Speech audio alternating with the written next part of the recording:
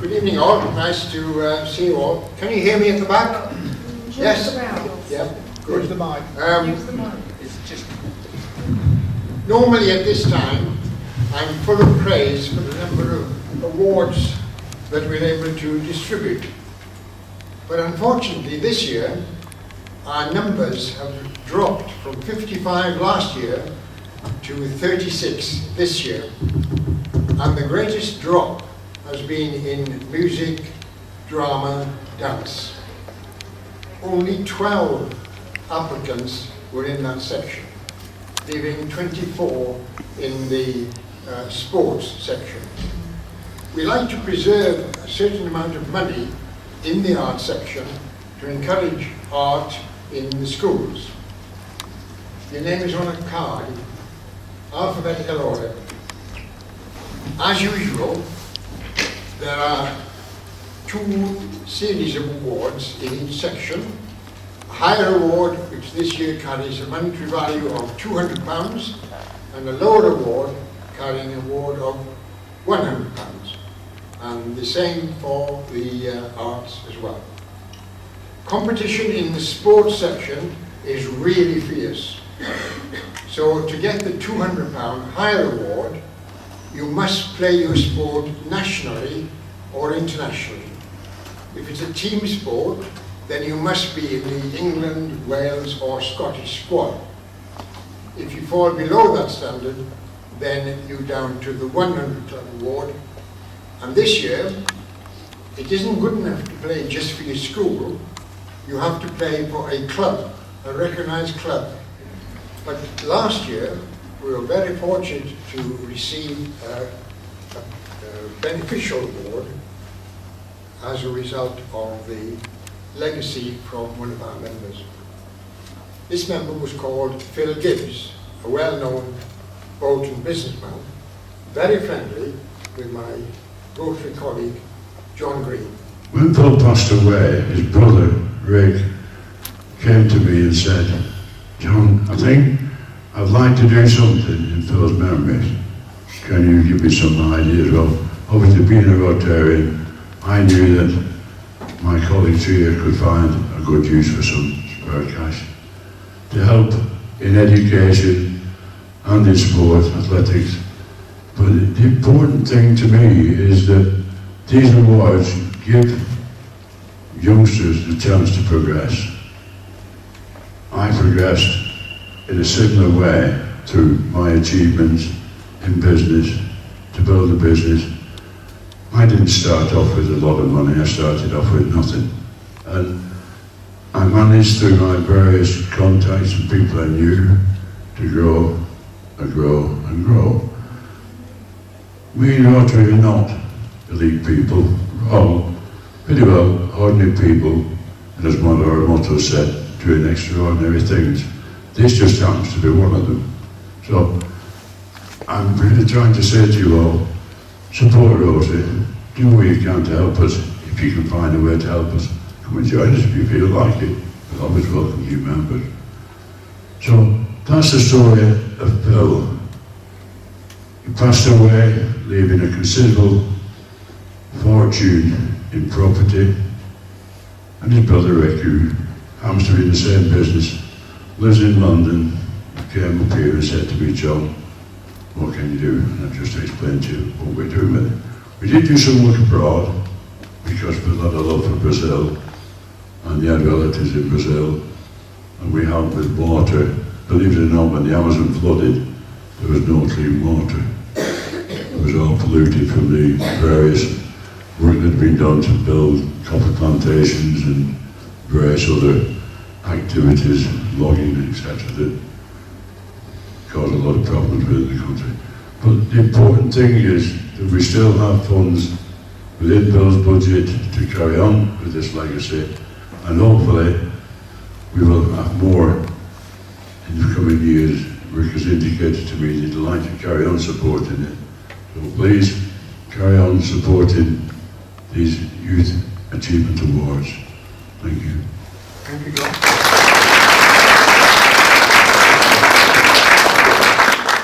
All the awards we've given out tonight were adjudicated by 8 Rotarians, and they were unanimous in their decision. But we have this £500 legacy that John has just talked about. How could we find one award to get to the Phil Gibb standard? And the short answer is we couldn't. So this year we have decided to award 3 Phil Gibb awards, because every one of them compete on the international stage, and it's been very, very difficult to try and sort them out. The first Phil Gibb award winner is Amelia Crompton, who walked out of Bolton School this afternoon, was immediately sick. Her mother was due to bring her here tonight. She's gone home to bed instead. So regrettably, she's unable to be here. But her speciality is water polo. She is the captain of the Great Britain Under-18 squad, the European Nationals gold medal winner with Under-18 GB squad in the Czech Republic. They won the Next Generation Cup GB Under-8 squad, GB top scorer in Barcelona, Nordic Cup winners in Romania, and other finals in Malta, where they became silver medal winners. She is the Northwest Inter-Regionals Under-19 captain, and they finished second place to Ireland, which is a country, not a region. Amelia Crompton.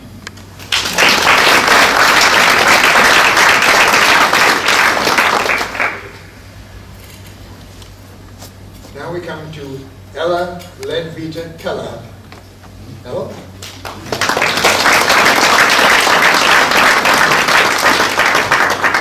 Ella attends Rivington and Blackrock High School and is an international World Irish Dance Champion.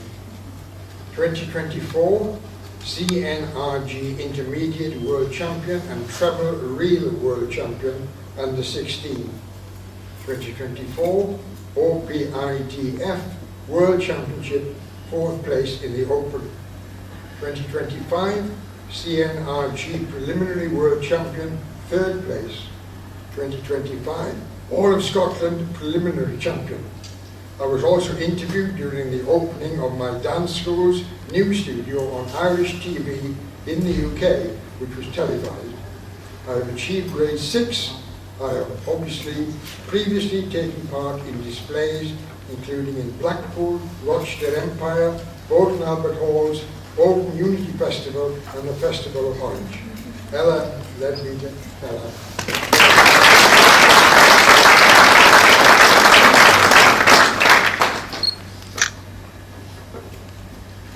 And last but not least, Blaise Tyndall.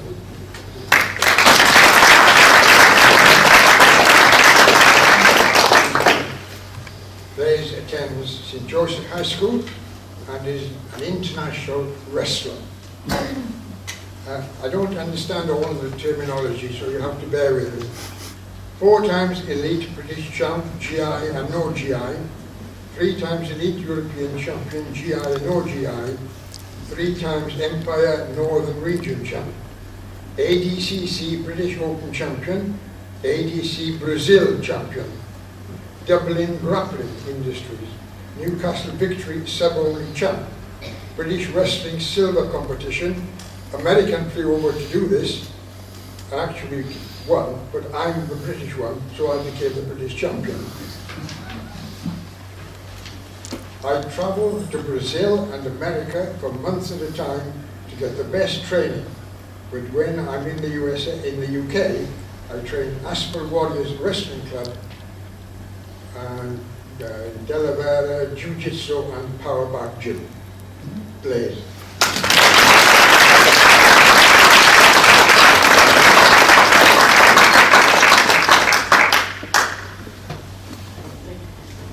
That means that we have now been able to redistribute back into the origin Blackrock district £5,900. But that money has to be raised. And as you can see from before on the stage, we are getting past walking the streets. We've had tremendous struggle getting up on the stage. We've managed it. So this is really a plea for help. If you can give us a small amount of your time, if you could become a friend of Rotary, we don't expect you to join Rotary, if you could become a friend of Rotary and volunteer when, during the Christmas float, we walk the streets, or we sit at Tesco, or Iceland, or Aldi to raise some money, we guarantee that the money in your box will in fact go towards the Youth Award Scheme.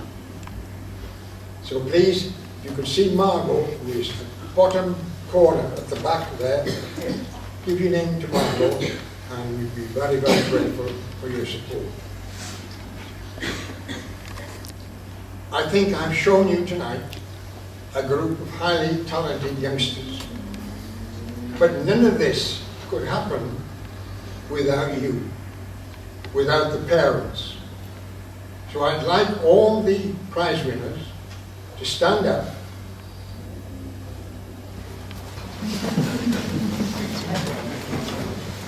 Turn round, face your parents,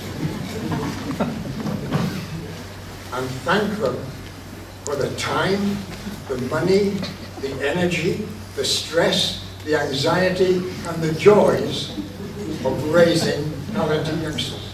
Well done.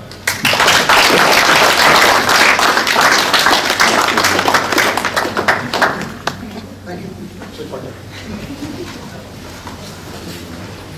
I'd like to call on the President of Horwich Rotary, Phil Jones, to make some closing remarks.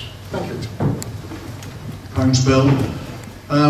It's pinned past my thunder actually, but never mind. My job really as President is to try and steer the club and take it forward. But an event like tonight doesn't happen just like that. It takes a lot of commitment, and we have little committees within the Rotary Club, and this falls under the auspices of Vocational and Youth Services, of which Paul is the chair and Bill is one of the key members. And if it wasn't for the work that Bill in particular does in putting all this lot together, then this event would not take place. So I think, can we just give a round of applause to Bill?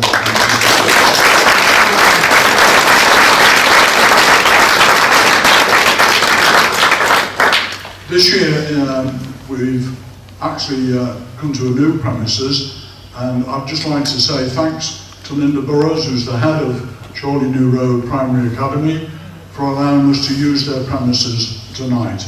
So thanks again, Linda.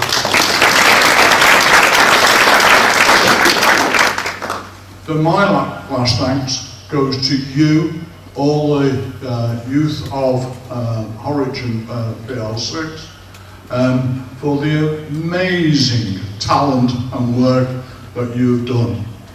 When I listen to all the achievements that you've achieved and what you're going to achieve, from a little area like Horwich and Blackwad, it is amazing to think that we have this level of talent. And all I can say to you is, keep up the hard work, and it will be hard work, but at the end of it, you'll reach your dream. So carry on, and the most important part is enjoy yourselves as well. So very well done. Thank you.